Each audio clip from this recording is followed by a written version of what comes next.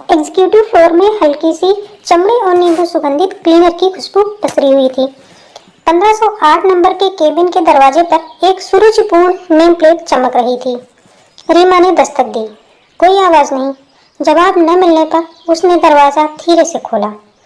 Cabin अंधेरे में डूबा था। सिर्फ शहर की रोशनियां लकड़ी के फर्श पर एक फीकी चमक बिखेर रही थी। रीमा ने टेबल लैंप चला लिया और काम में लग गई। शेल्फ साफ करना, पेन सीधा करना, महोगनी के डेस्क की चमकीली सतह को पोंछना। थोड़ी देर बाद जब वह डेस्क पॉलिश कर रही थी, उसने फाइलों का एक ढेर हटाया और पीछे छिपा हुआ एक चांदी का फोटो फ्रेम देखा। उसकी सांस रुक गई। तस्वीर थोड़ी पुरानी, किनारों से फीकी थी। दो बच्चे एक ईंटों वाली इमारत के सामने बेंच पर बैठे हुए। लड़की के घुंघराले बाल थे और टूटे दांतों वाली मुस्कान। लड़का उससे बड़ा, दुबला, चुप और गंभीर। रीमा के हाथ कांप उठे। वो ईंटों की दीवार, वो तो एवरग्रीन चिल्ड्रंस होम की थी। 6 साल की उम्र में उसने इसी बेंच पर बैठकर पैर झुलाए थे और एक शांत, उदास लड़का पीछे बहती नदी को देखा करता था। यादें बाढ़ की तरह उमड़ आईं। छत, घुटने की खरोंच, बारिश से महकती हवा। वो घुटनों के बल बैठ गई और तस्वीर को छुआ। ये मैं हूँ, उसने फुसफुसाया। इसी पल दरवाजा धड़ाम से खुला और रमेश सर चौखट में दिखाई दिए। यहाँ क्या कर रही हो? उनकी आवाज में वही पुरानी शंका थी। सफाई कर रही हूँ, रीमा बोली झटपट उठते हुए। मेरे शेड्यूल में 1508 लिखा था। उन्होंने उसका क्लिपबोर्ड छीना। ये 1108 है, 1508 नहीं।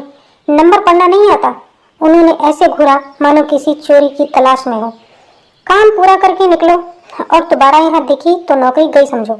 रीमा ने सिर हिला दिया। शर्म की ठंडी लहर उसकी हथेलियों में उतर आई, पर तस्वीर दिमाग से नहीं निकल रही थी। राजीव देवल, मशहूर वकील, पूरे कारपोरेट का सीईओ। उसकी बचपन की तस्वीर क्यों रखे था? उस रात रीमा सो नहीं पाई। टूटी दांतों वाली छोटी लड़की की मोहक मुस्कान उसे लगातार खींचती रही, जैसे कोई भूला हुआ सच लौटा हो। अगली सुबह उसने काजल को ब्रेक रूम में ढूंढा और सब बता दिया। काजल की आंखें फैल गईं। जरा रुक, वो बोली और फोन पर टाइप करने लगी। कुछ ही मिनट में उसने कहा, देखो, राजीव देवल पहले राजीव देवलकुर थे। फोस्टर केयर में रह रहे थे। हाँ, यहाँ लिखा है एवरग्रीन में 3 साल। वो रीमा को देखकर बोली, मतलब तुम दोनों वहाँ मिले हो सकते हो? पूरे हफ्ते फुसफुसाहटें बढ़ती रहीं। रीमा जानती थी कि राजीव अदालत में तेज तर्रार और निजी जीवन में बेहद आरक्षित हैं। उनके बारे में ज्यादा जानकारी किसी को नहीं थी, लेकिन रीमा के आसपास अजीब चीजें होने लगीं। उनका शेड्यूल स्थिर हुआ। एचआर ने नए बेनिफिट्स वाला दस्तावेज भेजा, ऐसे लाभ जो जिंदगी बदल दें। अफवाहें तेज हो गईं। रमेश सर का रवैया जहरीला होता गया। तुम जैसे लोगों को इतने फायदे यूं ही नहीं मिलते, उन्होंने सीढ़ियों में कहा। या फिर तुम सोच रही हो कि किसी के साथ सोकर ऊपर चढ़ जाओगी? मैं किसी के साथ कुछ नहीं कर रही, रीमा ने कहा। वो अपनी ही आवाज की तीक्ष्णता से चौंक गई। मैं बस अपना काम करती हूँ। वो एक कदम और करीब आए। एक गलती और तुम बाहर। शब्द पूरे दफ्तर में फैल गए। कैंटीन में लोग उसे घूरते, फुसफुसाते। कई सालों बाद पहली बार रीमा को फिर वही पुराना डर महसूस हुआ। एवरग्रीन की वो लड़की जिसे हमेशा नीचे देखकर चलना पड़ता था। उसे पता नहीं था कि राजीव ने उसे 3 महीने पहले ही नोटिस कर लिया था, जब उसकी ज्वाइनिंग फाइल उसके पास आई थी। नाम, रेफरेंसेस और एक कहानी जो उनकी चोटों से मेल खाती थी, पर उन्होंने कभी कल्पना नहीं की थी कि वही लड़की एक दिन वयस्क होकर उनके सामने आएगी। एचआर में रमेश सर ने उसकी हर छोटी त्रुटि की रिपोर्ट जमा करनी शुरू कर दी। उन्होंने शिकायतों का एक मोटा फाइल बनाया, पूरे विश्वास के साथ कि रीमा को निकाला जाएगा। लेकिन फिर काजल अपनी अलग फाइल लेकर पहुंची। तारीखें, गवाह, रिपोर्ट्स। वो इसे परेशान कर रहा है। उसने एचआर डायरेक्टर से कहा, जांच चाहिए। डायरेक्टर का चेहरा कड़ा हो गया। ये गंभीर बात है। रमेश सर हंसे।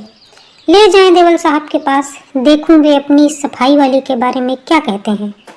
उन्हें पूछने की जरूरत नहीं पड़ी। सोमवार को सभी को बोर्डरूम में बुलाया गया। रीमा पीछे की पंक्ति में खड़ी थी, हर नजर उसके भीतर चुभती हुई। राजीव देवल अंदर आए, कांच की दीवारों के आदि आदमी की तरह आत्मविश्वास से। धन्यवाद, उन्होंने शुरुआत की। आज मैं कुछ निजी बात साझा करना चाहता हूँ। उन्होंने एवरग्रीन चिल्ड्रंस होम की बातें की। भूख, लंबी रातें, फिर बेहद शांत आवाज में उस रात का जिक्र किया जब उन्होंने छत पर जाकर सब खत्म करने का सोचा था। कमरे में बर्फ सा सन्नाटा फैल गया। राजीव ने एक पुराना मुड़ा कुचला कागज निकाला। एक छोटी लड़की मुझे वहां मिली थी, उन्होंने कहा। उसने पूछा, मैं रो क्यों रहा था? मैंने कहा, कोई मुझे याद नहीं करेगा। उसने कहा, मैं करूंगी। और ये चित्र मुझे दिया। उन्होंने बच्चों वाली लाइनें खींची, मुस्कुराती आकृति वाला कागज उठाया। मैंने ये चित्र और ये तस्वीर हमेशा संभाल कर रखी। उन्होंने सीधे पीछे खड़ी रीमा की ओर देखा। 25 साल से उसके शब्द मेरे साथ हैं। उन्होंने मुझे जीने की वजह दी। रीमा की आंखों में आंसू आ गए। सारी यादें फिर से जुड़ गईं। छत पर हवा, घबराई हंसी, वो ताबीज सा दिया गया चित्र। राजीव उसके पास आए, धीरे से बोले, रीमा, तुमने मेरी जान बचाई थी। वो हकला गई, रोते हंसते हुए। तुम्हें याद था? हर बार जब मैंने खुद पर शक किया, राजीव बोले, मैंने ये चित्र देखा और उस बहादुर लड़की को याद किया जो दूसरों में अच्छाइयाँ देखती थी। कमरा तालियों से गूंज उठा। रमेश सर का चेहरा बुझ गया। काजल ने रीमा का हाथ पकड़ लिया। तुम कभी अदृश्य नहीं थी, उसने कहा। अगले दिनों में सब बदल गया। फंड लॉन्च हुआ, रीमा नायर स्कॉलरशिप फंड, और उसकी पहली लाभार्थी वही थी। वह शाम के कॉलेज में सोशल वर्क में दाखिल हुई। छोटे छोटे बदलाव बड़े अवसरों में बदल गए। मेंटोरशिप, बेहतर वेतन, और अब उसके पास एक छोटी सी ऑफिस थी, उसी फ्लोर के नीचे जहां वह कभी डेस्क साफ करती थी। एक दिन रमेश सर उसके पास आए। नायर मैडम, उन्होंने धीमी आवाज में कहा, मुझे माफ़ी चाहिए। उन्होंने हाथ बढ़ाया। मैंने लोगों को इंसान की तरह देखना बंद कर दिया था। रीमा रुकी, फिर सिर हिलाया। धन्यवाद, मैं माफ़ करती हूँ। काजल ने कॉरपोरेट में वरिष्ठ कर्मचारियों और स्कॉलरशिप छात्रों के लिए मेंटोरशिप प्रोग्राम शुरू किया। धीरे धीरे इमारत में एक नई गर्माहट फैलने लगी। लोगों ने एक दूसरे को देखना शुरू किया। 6 महीने बाद रीमा का पदनाम था रीमा नायर समन्वयक, रीमा नायर इनिशिएटिव। पहले ही दिन उसकी मेज पर वही चांदी का फोटो फ्रेम रखा था। 2 बच्चे बेंच पर बैठे, अनजान भविष्य की ओर मुस्कुराते हुए। नीचे एक नोट था, कोई अदृश्य नहीं होता, बस देखने की याद रखनी चाहिए। राजीव वार्षिक समारोह में एवरग्रीन के पुराने छात्र अपनी कहानियां सुना रहे थे। एक युवा लड़का रोते हुए उसके पास आया। आप मुझे नहीं जानती, उसने कहा, पर पिछले साल मैं भी हिम्मत हारने वाला था। आपकी कहानी सुनी और सोचा शायद कोई मुझे भी याद करेगा। मैंने रुकने का फैसला किया। शुक्रिया। रीमा ने दूर खड़े राजीव को देखा। एक और गूंज, उसने कहा, और पता नहीं कितनी दूर जाएगी। वो मुस्कुराए। बाहर रमेश सर नए सफाई कर्मी के लिए दरवाज़ा पकड़ा और एक झिझकती मुस्कान दी।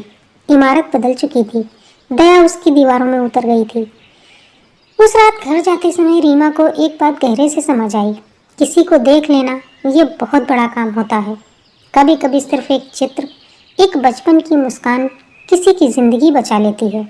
सालों बाद एवरग्रीन की बेंच पर खड़े होकर उसने एक बच्चे का हाथ पकड़ा और कहा, तुम मायने रखते हो।